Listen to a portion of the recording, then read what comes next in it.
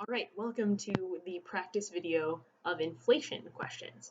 So you see the attached uh, list of questions.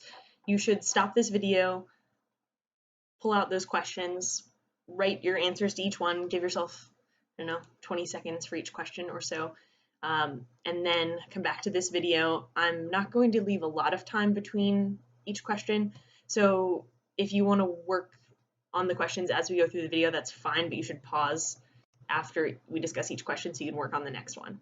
Okay, so you could just watch the video straight through and just listen to the answers and not try the problems yourself, but then you're not going to get very good practice and you're not going to learn nearly as much as if you actually try the problems and see if you can get them right.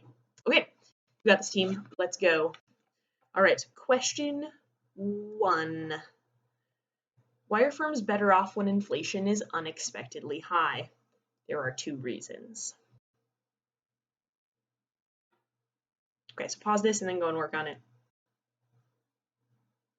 Okay, so firms are better off when inflation is unexpectedly high because inflation is the firms being able to raise their prices because they feel it as higher demand for their products. And so they say, oh, well, demand for our products is higher. We could raise the price and still sell all of it, right? We're selling out.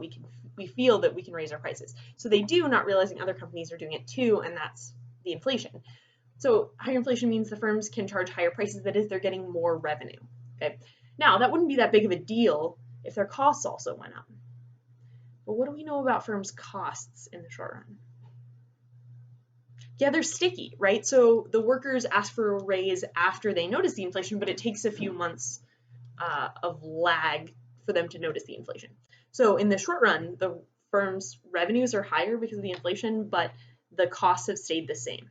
Okay, so the real profit is greater. So the firms are excited and they want to produce more. So your firms are better off when the inflation is unexpectedly high. Okay. What is the difference between inflation, deflation, and a lower rate of inflation? Pause it, work on it. Okay, so inflation is an increase in the price level that is, on average, the prices are rising. Deflation is the price level falling, that is, on average, the prices are going down. And a lower rate of inflation means the price level is still rising, but at a smaller rate than before. So if one year inflation is 5%, and then the next year inflation is 2%, notice it's still positive, right? So the inflation was 5%, now it's 2%. So the price level is still going up, right? Still positive inflation rate, but it's smaller than it was before. Okay, so that's a decreasing rate of inflation. So it's still inflation, the prices are still going up, but more slowly than they were before. Okay, then if the real GDP is $400 trillion and the GDP deflator is 105, what is the nominal GDP? Pause it, try it.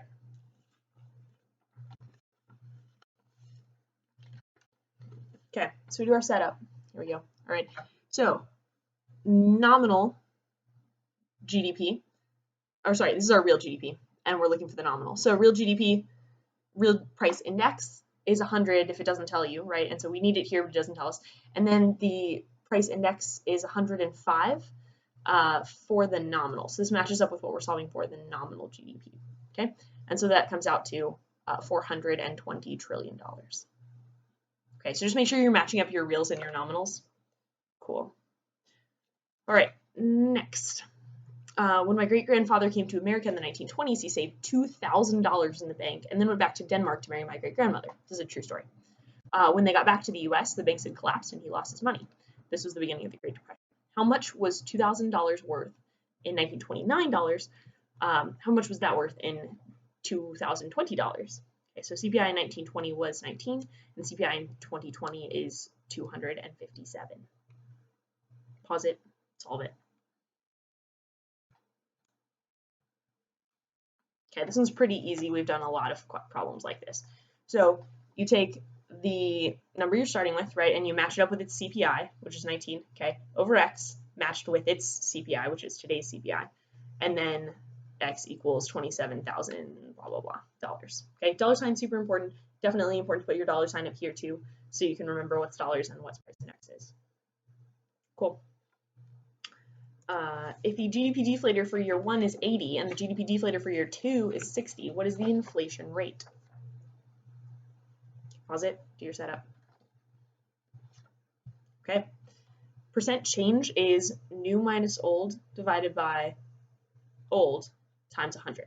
Okay, so GDP deflator for year 2, this price index, right? You could do this with any price index, but we're using the GDP deflator. It could be CPI, it could be any price index. So the new price index of 60 divided by the old price index of 80 divided by the old price index of 80 times 100 gives you negative 25%. Okay, so is the negative important? Yeah, it's deflation. Deflation. The price index had gone down. So really important we have that negative sign. Okay, so if this was a 10-year time period, then what is the inflation rate per year, the annual inflation rate?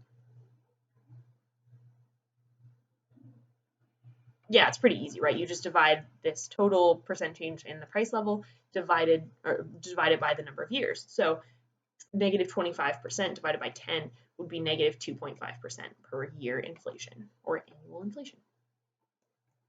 Okay, if the nominal GDP rises and real GDP falls, what happened to the price level? Explain. Pause it, think about it, this one's tough. Okay, so if nominal GDP rises, that means that the GDP measured in today's dollars is higher than it was before. So that either could be because of inflation or because we're really producing more goods and services. But we see that the next thing is the real GDP falls. So that means the amount of goods and services we're actually producing is lower. So that means the only possibility is that the price index went up a lot. That is, the prices went up by a lot. So there's a lot of inflation. And so that's how the nominal GDP could go up with the real GDP going down. Okay, if the price level rises and real GDP falls, how will nominal GDP change? Explain. Pause it, solve it. Okay.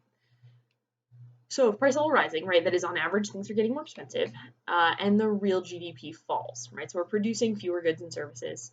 How will nominal GDP change? Okay, so things are more expensive, but we're producing less. How will nominal GDP change? So we don't know exactly what's going to happen here. Either it could be the case that the inflation outpaces the decline in production, and so your nominal GDP could still increase. Could be that the decrease in production is as big as the increase in the price level, and so they cancel out and your nominal GDP stays the same. Or your decrease in production could be bigger than your increase in the price level and your nominal GDP could go down. Anything could happen there. Does the CPI generally understate or overstate inflation? Give at least one reason. Pause it, solve it. The CPI generally overstates inflation for two reasons. One, if the quality of the goods improves, but it's the same good as it's counted in the CPI, then the CPI reads that increase in price as inflation, but it's actually an improvement in the quality, so it shouldn't read as inflation, but it does. And then the other problem is that the CPI includes the same number of every good every month so that it can do a consistent survey, but normal households don't buy the same amount of every product every month, right? If the price of oranges goes up and the price of apples only goes up by a little bit, then people are going to buy less oranges and more apples, right? Whereas the CPI buys exactly the same number of oranges and apples, whether the orange price goes up by a lot or not. Okay. So real people dodge those price increases a little bit. They dodge inflation a bit, but the CPI just surveys the same amount of each product, regardless of how the prices change. But that's not how real people buy things. Okay, so then how are each affected by unexpected deflation? So go ahead and pause this and fill out this whole section, and then I'll do the whole section. Okay, unexpected deflation, price levels going down. So your business, right, their revenue is going to be going down, right? They have to charge less for their products, but their wages are staying the same. They're paying their workers the same amount. That's the sticky wages, right? And so their profits are getting squished. Okay, person who has most of their money in houses and stocks, relatively unaffected, right? Because the house prices and stock prices tend to move with other prices. A worker's going to have higher purchasing power of their same nominal wages, so they're going to be better off. Consumer is going to be better off, right? Their money, whether from wages or savings, is going to buy them more goods and services than before because the prices are lower. Your saver's also better off because their savings now have more purchasing power. Retired on fixed income, right? That fixed income now has higher purchasing power, so they're better off. Person with a cost of living adjustment is not affected because their income or salary or whatever has adjusted for inflation, right? That's what a cost of living adjustment means. Okay, how does production change during a time of very high inflation? To give two reasons why it changes. Pause it, think.